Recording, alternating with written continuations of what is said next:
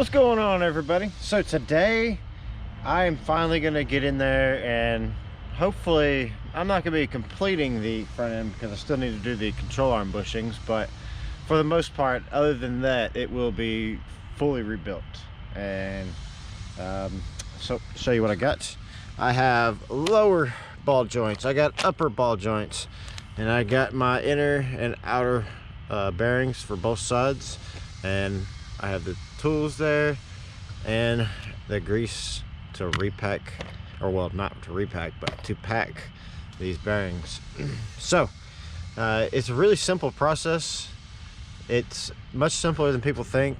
The lower ball joint is the one that most people are dread. The top one is, it's fairly easy. You break it loose, you drill out the rivets, and then you pop in a new one. So, but the lower one, you actually have to press out. So, and some people think you got to remove the entire control arm, and sometimes that is the case, especially if you can't find the tool that you need to do it. So we are actually going to go through and see about doing it the right way, and with the tool to leave the control arm on, and it's gonna be a real simple process. So sit back. Okay, so first we're gonna go ahead and work on doing this one, the upper one, which is gonna be easy. We're just gonna separate it after we're gonna put the jack up underneath here to support everything, and then we'll separate the two, drill it out, put a new one in, and go ahead and bolt it back up. Honestly, then we'll come down here and we'll take care of that one. Or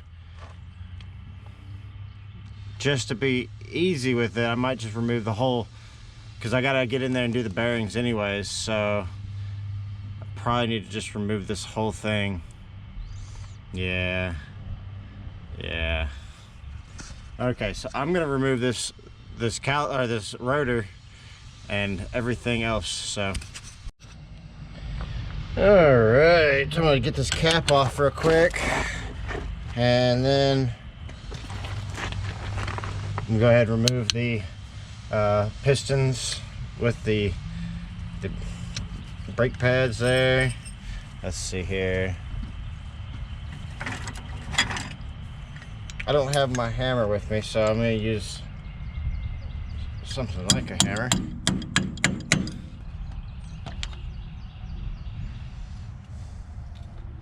So it doesn't look like it's too bad in there. The grease is still a decent color, as you can see. So that's a good sign. I mean, it still more than likely needs to be replaced, but it means it has been maintained. It's not just the original one. So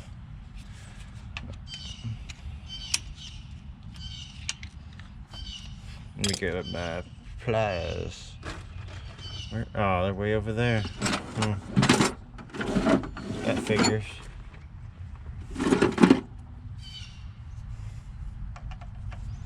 I'm not cutting them.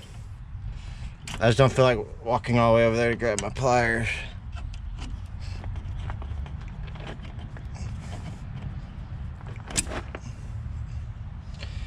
And I'll save that because I don't have one for that.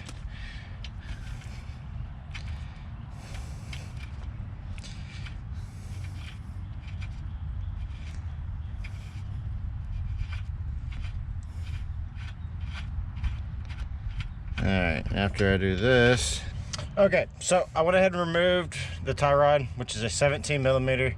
If mine was easy because I just replaced it, so it literally just popped right on out.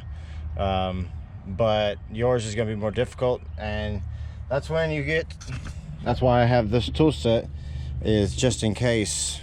I feel like this right here, the upper and lower ball joints, is where I'm really going to be using that at.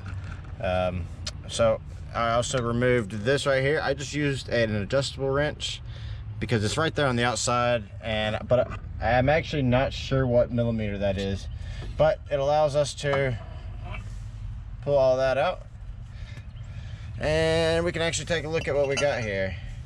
So I'm gonna wipe it off real quick, and so I'm gonna try to reuse this seal right here, if possible. They're not expensive, But I forgot to pick one up while I was getting the bearings, and I really don't want to go back out there. And if it's possible, I'm gonna save it, like I said. But if it's not possible, then obviously I'm just gonna, you know, go get some new ones. So you can see what's going on there. Yep, I got a screwdriver here, so I figured I'd go ahead and just, I mean, if you're gentle with this thing, you know, you can more than likely reuse it, because mine looks like it's in good condition. You just gotta be gentle with it, that's all. It has a little lip underneath there. See, I got it out there just no problem, and it's in fairly good condition. It's always recommended to go ahead and replace these things whenever you're replacing the bearings, and I probably should too, but I will eventually be going with all new everything. So this is just kind of to get it going and everything like that, because all of this is going to get replaced with whenever I lower it, and I'm gonna get some cross drilled, you know, get some better brakes. So I don't want to invest too much money in this. So here's the bearings coming out. They feel like they probably could have just used a repacking, but I wasn't sure, because you can see that they do move. See, oh, here, I'll get, yeah, see right there, it moves. So I'm gonna go ahead and replace them. This was the outer ones right here.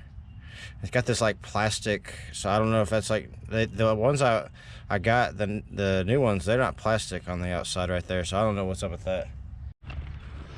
Okay, so the way I got the inner race out was literally with just a, you know, basically a punch, and, well, not that, I used a hammer.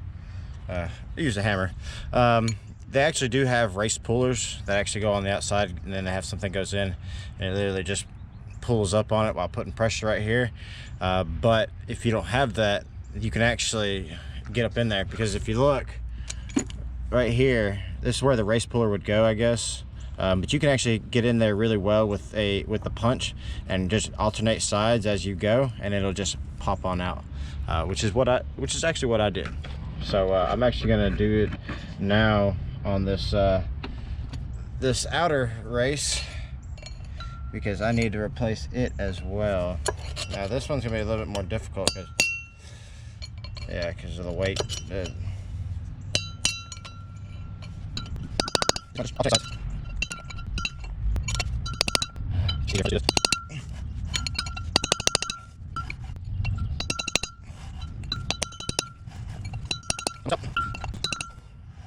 I'm not hitting it very hard. I'm just a light tap, and it's free.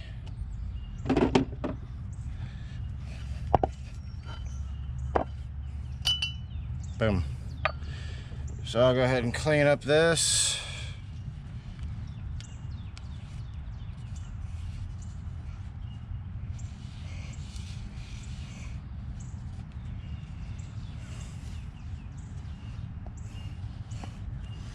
Okay, so as you can see, I've gotten that cleaned out.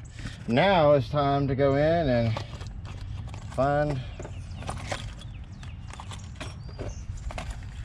there we go. So this right here is brand new ones, and see, it has metal on the outside, so that's why I was kind of wondering why that it was like that. So this race is going to go in like so, because this will go in like so. But I need to get the appropriate socket to go over that and to drive that in. So okay, so the way I went about it is not the ideal way, but this is hardened metal, so it didn't damage it. I was not going to show it, but I don't, you know, full disclosure, let me find what I used. Wow. So I actually used a 30 millimeter. I thought I had the right size. It appears though that it would be like a 32, maybe 33. Unfortunately, I didn't have that size, but I didn't just use it like that.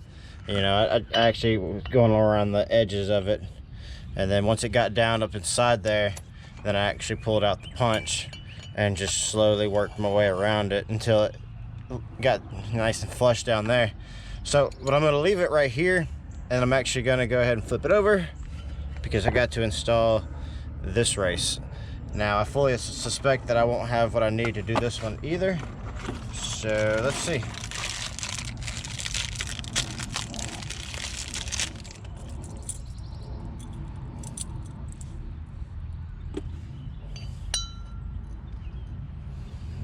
So I'm just gonna get it started.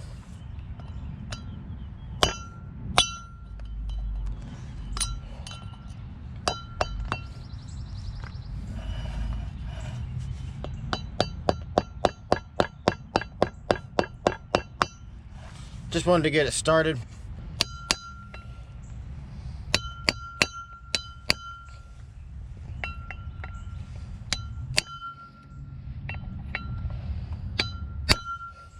Just light, not light taps, but just look at it. I put a little damage on that one.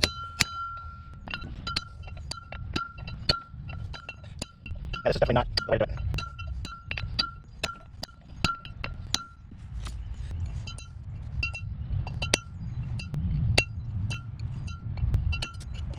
Just a little more. Yeah, you hear that noise? A lot more solid sounding. Yeah, it is all the way down, all around, and there's no nicks on the raceway itself, or even on the outside right here. And so, as you can see, there are no nicks on it. It's still not the way to go about it. It's honestly just not the way to do it. But it needed to be done, and I didn't have the money to go buy those things. So it is what it is. Now it's time to get the rest of this paint out. And I'll come back to you once I get all this paint out. I got some brake cleaner. So then I'll put in the bearing and then the seal. Okay, time to pack the bearing. I'll pack the other one whenever it comes time. Whew. This thing's been on its lid. This ain't ice cream. It doesn't need that seal. So whenever you're doing it, go ahead and clean your palms of any kind of extra stuff. I use brake cleaner. I mean, I'm not going to go ahead and wash them completely. So you're just going to grab a little bit of this here, just stick it in your palm like that, and on both sides you're just going to sit there, and as you turn it, you're just going to sit there and ram it up in there.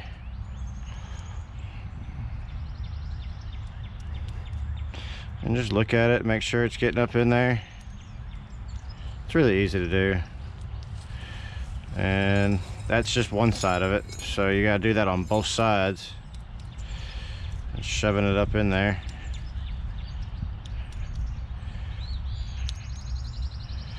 And then go ahead and just run it around, make sure it's getting up in there really good. Because just in case you see any weak spots, I'm gonna go ahead and hit this back side one more time. You cannot, I mean, there is too much grease, but getting up inside there is not too much grease. So just gonna go ahead and clean out that inside right there. That's not necessary. And then we'll just stick this, and then we just stick it right up inside there as such. And okay, now let's go ahead and put this on. And this is really easy, wherever my rubber mallet ran off to. Here it is. So I'm just gonna lightly tap it around.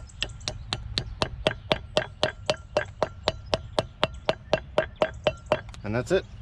All right, so before we put the rotor back on with the bearings and everything like that, we're gonna go ahead and remove the heat shield and go ahead, that way we have better access down there to those components that we need to replace. You don't necessarily have to, but I feel like you need to, just for better access. And that's what we're gonna do. Let me set this aside real quick. You know, I rarely ever use an 11mm, but lately the 11mm has been fitting a lot of stuff. Is that like the equivalent of a 3/8? So check out these. Look at that. Look how bad that one is down there. That one ain't no better. I can't wait to see how bad this is down here.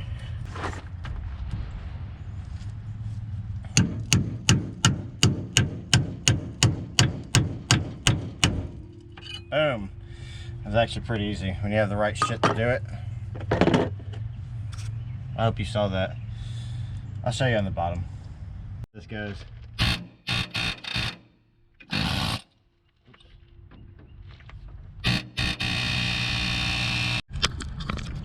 Okay, so we're gonna go ahead and remove this lower ball joint as well. That way we can have access to everything there. Well, at least break it free from right here, I should say. And let's make sure we get the right size one. Man, we're gonna beat the shit out of this too until it comes free. I'll move y'all over a little bit so I don't smack you again this time.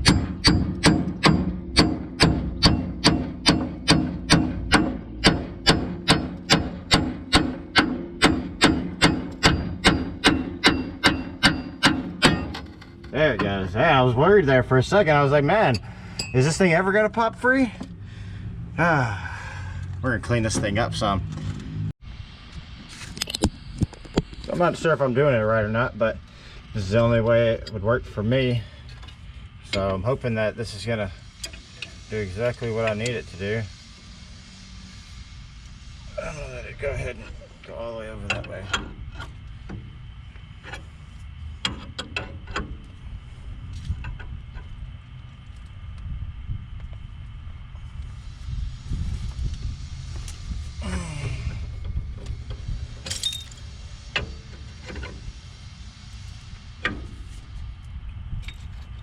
Oh, it's going. Here. It's kind of a satisfying feeling for me, so I'd like to experience it with you. Oh. Yeah.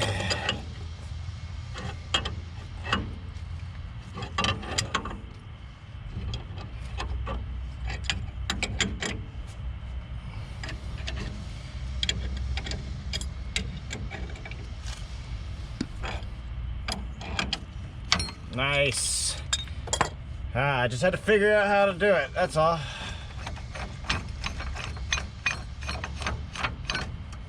Ooh, man, so this was the old one here, and it was pretty bad compared to a new one right here, which, go ahead and get this down where it's supposed to be. Yeah, so as you can see, the new one looks a lot better than the old one, obviously. So before we put the deal on there, we're just gonna go ahead and, I believe we got to pop that off in order to get this on.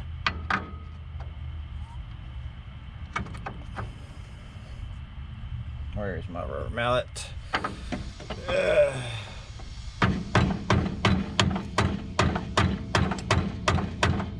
don't think that's gonna work. So